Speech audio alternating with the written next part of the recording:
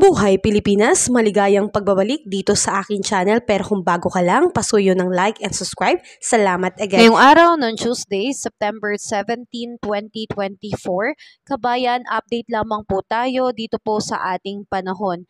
Bukod po sa ating binabantayan na tatlong bagong bagyo sa loob at labas ng Philippine Area of Responsibility, isang panibagong kumpol ng kaulapan ang namuo sa loob po ng PAR at patuloy po natin ngayong binabantayan.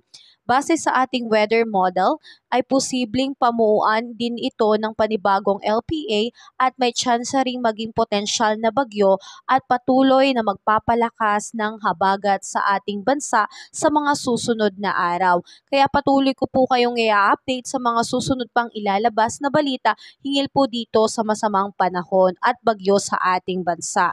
Samantalang asahan po natin mga kababayan, ito pong bagyong Helen sa labas ng PAR ay inaasahan pong pumasok ngayong gabi. So tayo po ay mag-ingat mga kababayan dahil ito po ay namataan.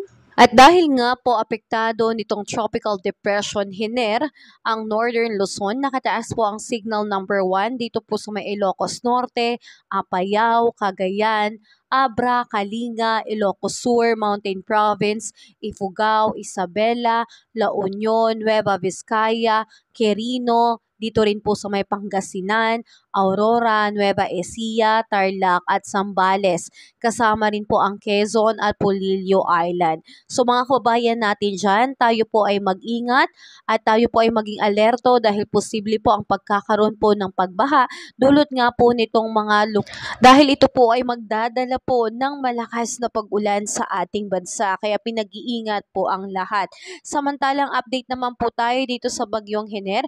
Ito po ay humahampas ngayon sa ilang bahagi po ng Northern Luzon. Ang rain bands ng papalapit ng bagyong Hiner na inaasahang magdadala ng malalakas na pag-ulan at bugso ng hangin. Inaasahang maglalandfall na ang bagyo ngayong araw sa bahagi ng Cagayan, Isabela area at maghapon nitong babaybayin ang Northern Luzon. At saka posibleng lumakas pagdating po dito sa may West Philippine Sea. Inaasahan din mapapalakas dito ang hanging habagat na patuloy na magdadala ng pag-ulan dito sa ating bansa, lalo na sa may kanlurang bahagi sa mga susunod pang mga araw. Kaya tayo po ay maging alerto at maging handa sa mga biglaang pagbaha at ganoon din po sa pagguho ng lupa. Dulot nga po nitong mga malalakas sa tuloy-tuloy na pag-ulan, kaya tayo po ay maging alerto kabayan.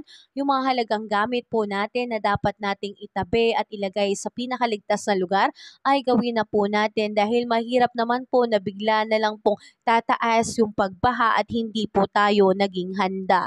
So mga kababayan, ingat po tayo dyan.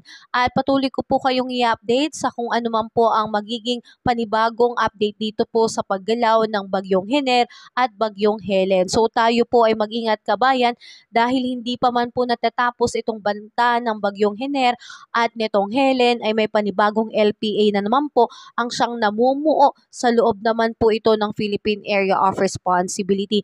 Kaya muli mga kabayan, isama nating panalangin na sana maging maayos po ang ating araw. Pero ganun pa man, ingat tayo kabayan dahil talaga naman pong magiging maulan po ang ating panahon dahil po dito sa mga pinapalakas po ng habagat. At ito po yung mga Kabayan, kung tulong sa iyo ang video na to, huwag mo namang kalimutang mag-like and subscribe at pasuyo na rin po, pahit na rin po ng notification bell para updated ka sa mga susunod ko pang weather update. Muli, maraming salamat, ingat, God bless po, kabayan.